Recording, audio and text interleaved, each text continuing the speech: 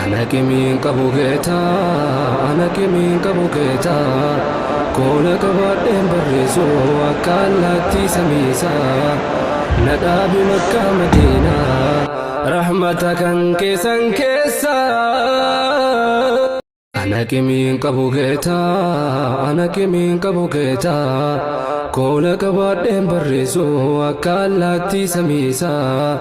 Nadabi Makkah Madina, rahmatakan kesan kesa. Rahmata sank Ana kimin kabuketa, ana kimin kabuketa.